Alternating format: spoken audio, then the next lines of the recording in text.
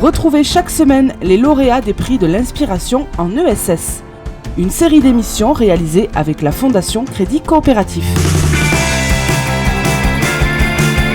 Créer un service de consigne auprès des entreprises et des établissements accueillant du public, c'est l'objectif du nouveau chantier d'insertion éco-responsable d'Avenir, une association spécialisée dans les domaines de l'insertion sociale par l'activité économique en Auvergne-Rhône-Alpes. Bonjour Mélanie Fialip-Pellissier. Bonjour. Co-directrice de l'association Avenir. Expliquez-nous en quoi consiste concrètement ce service de consigne. Alors, ce service de consigne, c'est un service qui a deux objectifs. Donc, nous, notre association, nous sommes une structure d'insertion et de formation. Donc, nous proposons des supports de travail pour nos salariés en parcours d'insertion. Et depuis plusieurs années, nous développons des actions en faveur du développement durable, du réemploi et de l'écologie. Donc, en 2018, nous avons créé ce chantier d'insertion, cet atelier de consigne et de lavage de contenants réutilisables. À destination donc des entreprises, Tout à fait, des entreprises, des établissements accueillants du public et les associations et tout l'événementiel aussi du territoire. Donc vous faites de la collecte, du lavage, du stockage et puis de l'échange d'emballage, quoi. Tout à fait. On a commencé par laver les contenants réutilisables type gobelets de festival. Et puis, au fil des mois et des demandes, on a évolué sur du contenant en verre et aussi de la vaisselle réutilisable, lavable. Est-ce qu'il y a une forte adhésion de la part de vos partenaires ? Est-ce que ce système leur plaît, leur convient ? Alors, ce système leur plaît énormément puisqu'il a deux objectifs. Il a cet objectif de développement durable, de lavage et de lutte contre les déchets. Et en même temps, ils adhèrent énormément au projet qui permet à nos salariés de pouvoir avoir une activité de travail, se redéfinir un projet et se réorienter vers des métiers. Oui, justement, donc pour parler de cette offre de service qui est un support, on l'a compris, pour créer de l'emploi via un chantier d'insertion, combien de personnes éloignées de l'emploi vous avez réussi à embaucher du coup ? Alors, on a 18 mois d'activité et là, nous avons pu accompagner déjà une dizaine de personnes. Et au quotidien, nous avons 8 salariés sur l'atelier. Est-ce que ce chantier d'insertion éco-responsable est aussi un bon moyen de faire de la sensibilisation auprès, par exemple, des scolaires ou même des entreprises ? Complètement. Alors, on a constaté depuis le démarrage de l'activité que c'était un élément de l'activité qui était fondamental, la sensibilisation. Et c'est pour ça que nous souhaitons sur 2019 développer cette activité et de pouvoir à la fois développer des ateliers de sensibilisation dans les entreprises, sur les festivals et aussi dans le cadre des scolaires. Alors Avenir Insertion porte plusieurs chantiers dans l'Allier et le Puy-de-Dôme, si je ne me trompe pas. C'est ça. Est-ce que le thème de l'éco-responsabilité est une filière que vous voulez développer ?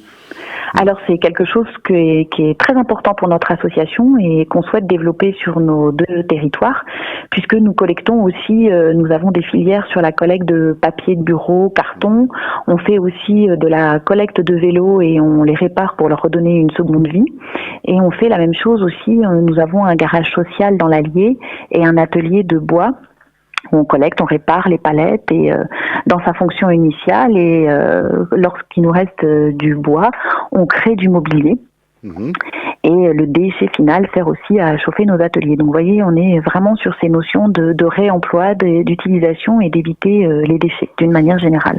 Est-ce que les chantiers d'insertion, axés historiquement sur des activités comme le BTP ou les espaces verts, sont en train d'évoluer vers de nouvelles activités, de nouveaux publics ?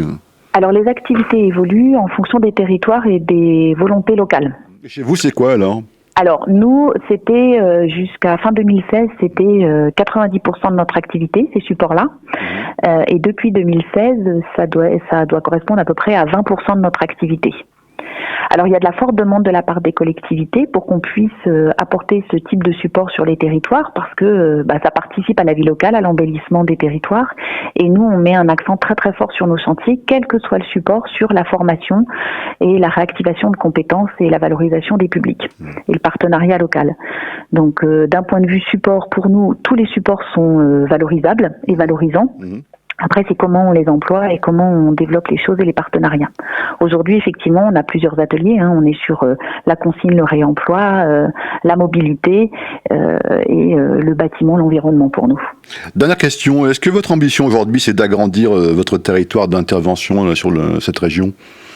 Alors, nous intervenons, notre siège est dans le Puy-de-Dôme, et nous intervenons déjà sur 2 départements. Et avec cet atelier consigne, le projet était vraiment de pouvoir développer les choses, puisque sur la partie Auvergne-Rhône-Alpes, et particulièrement Auvergne, on est la première laverie construite de cette manière-là.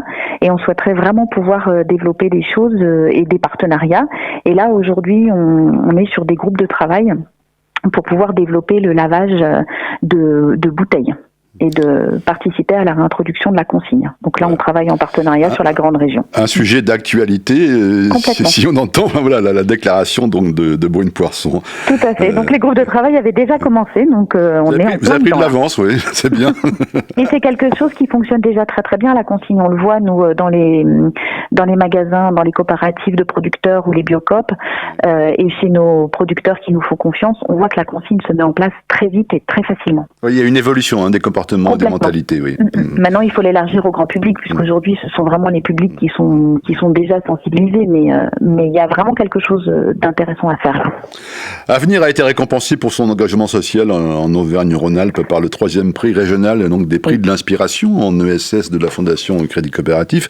J'imagine que c'était plutôt une bonne nouvelle et un soutien bienvenu pour l'équipe. Alors, on est très contents et très fiers d'avoir déjà remporté le prix local.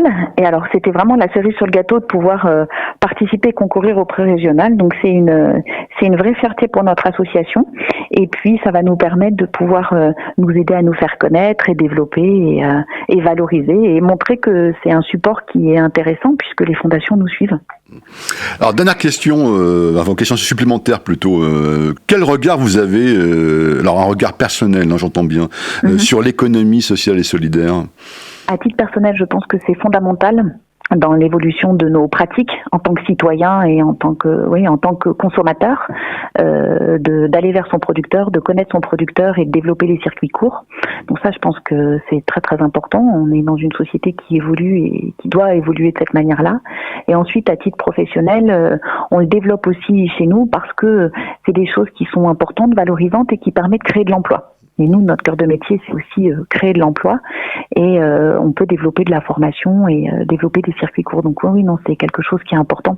Après, il faut le faire intelligemment. Il ne faut pas oublier la notion de partenariat, de réseau et de production locale. De territoire, en l'occurrence, quoi. Ouais. Merci Mélanie Fialé-Pellissier, coordinatrice donc de l'association Avenir. Merci.